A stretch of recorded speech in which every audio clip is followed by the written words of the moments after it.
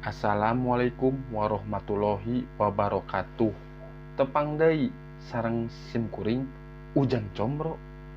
Seperti biasa, simkuring bade maparkeun deui caritaan dongeng bahasa Sunda pikeun anu janten judul dinu dongengan ieu nyaeta dongeng bahasa Sunda carita ngeunaan Emak Rum. Mangga atuhnya ka pamiarsa wilujeng ngadangukeun.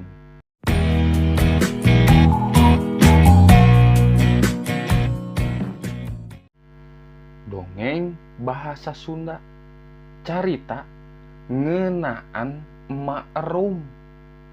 Unggal mulang ka Cihegar aini teu woleh tiblat kana anu nyunyuhun tangkal budak dongeng Emak Rum. Kitu jeung kitu ngadongengna.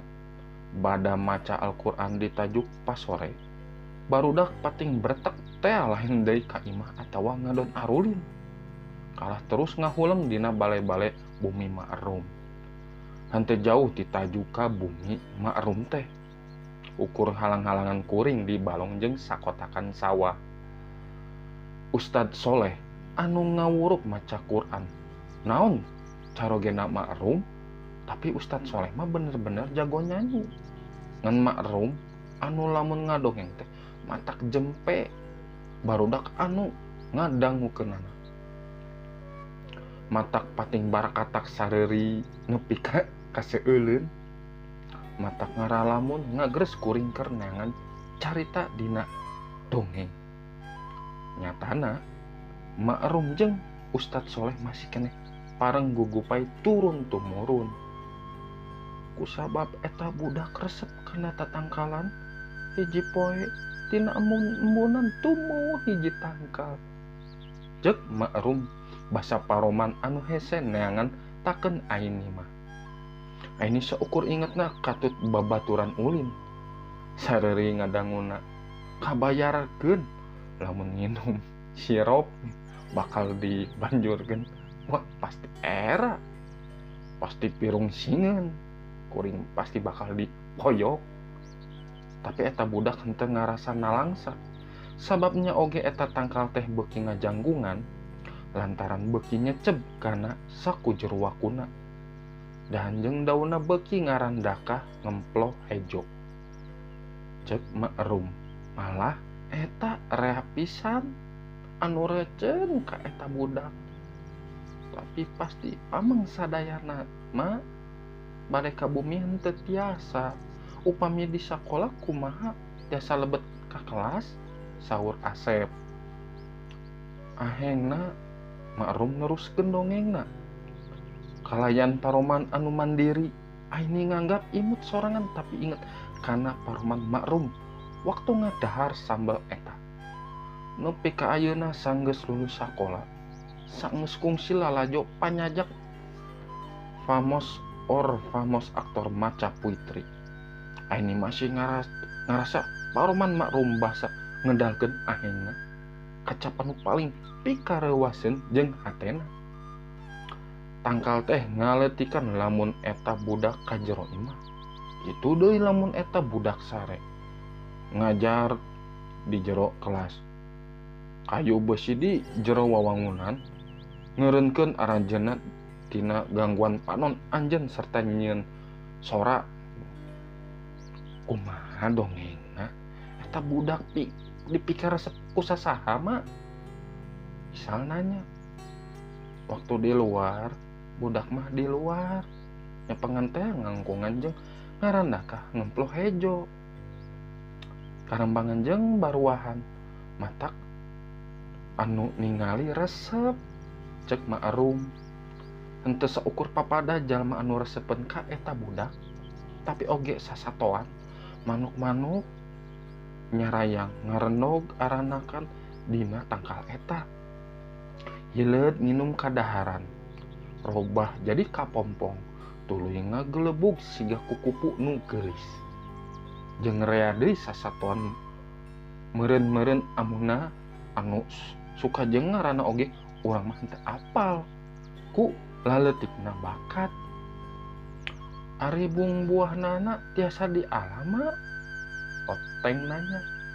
Pasti hese atau ngalana cek Rena. Tapi mun di baledog talawengkar mah pasti maruragan. Siga oteng maledog rambutan Pak Haji Dullah. Gerendeng roro. Da uing mah maledog rambutan teh bongan tara ngarugihikeun. Cek oteng bari seri era. Barudak beki rame silih gonjak. Tangkal teh apaan aheng. Cek Ma'rum. Cek barudak cempe. Ini masih apalnya oge henteu bisa mesen.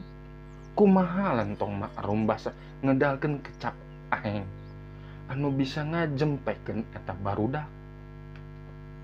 Sasaha oge bakal aya dina karangan bunga buahna. Henteu kedah dicekel atanapi didorong kana pojok, komo deui kana baledog.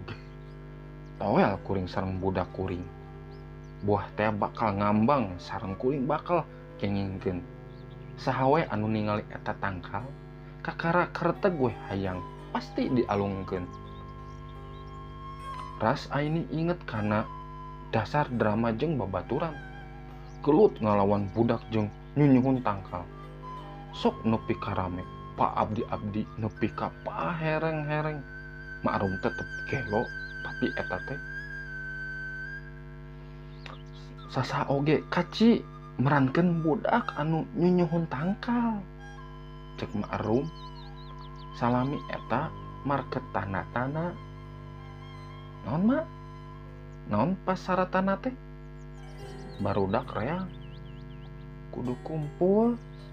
Siki naon we terus dibuntel. Poe minggu kamari kakara indit ka pasar di kota Pegaton. Jarakna 10 kilometer. Di wewengkon sisikian buah. Rambutan, manggu, dukuh, alpukut jeung duka siki naon deui. Menang sakantong kresek gede. Di buruan tukang bumi Ma'rum mun halau do datang lain giliran bosen. Poe minggu hareup tong jalan-jalan barebeklannya urang bawa tram. Cek Ma'rum bari ngahuleung.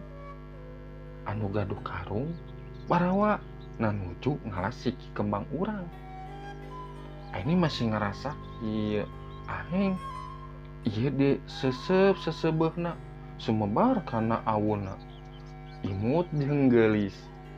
Nya asa geus nyolongkrong jeung nyokot siki kembang di sisi jalan. Bayangkeun lamun tatangkalan geus tuwuhna dina urang embun-embunan. Cek Ma'rum bari mawa sakabeh siki anu kabawa.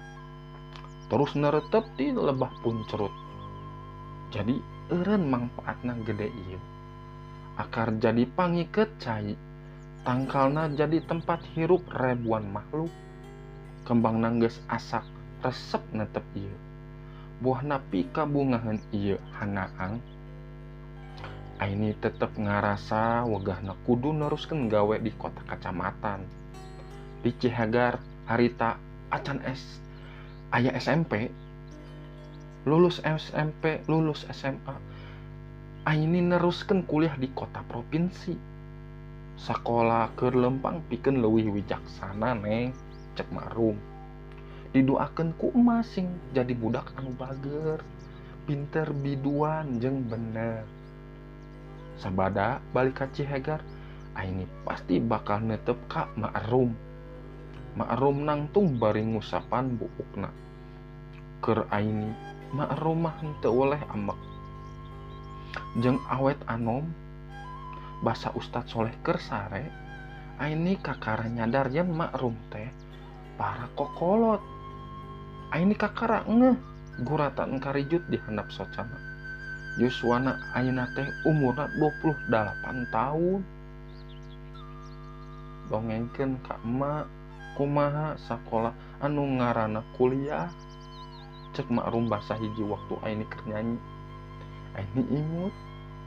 Nya aini ngarasa Cihagar teh kurang untung lantaran can kapikir kuring jeung ramo Cihagar bisa kuliah.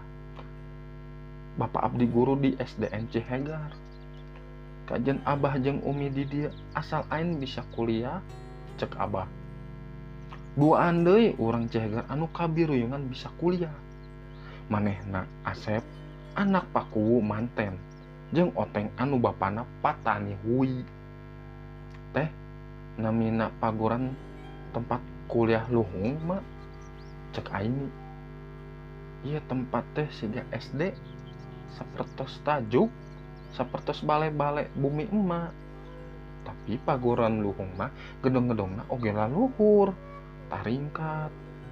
Eta perpustakaana di mana ribuan buku, majalah, sareng koran disimpen.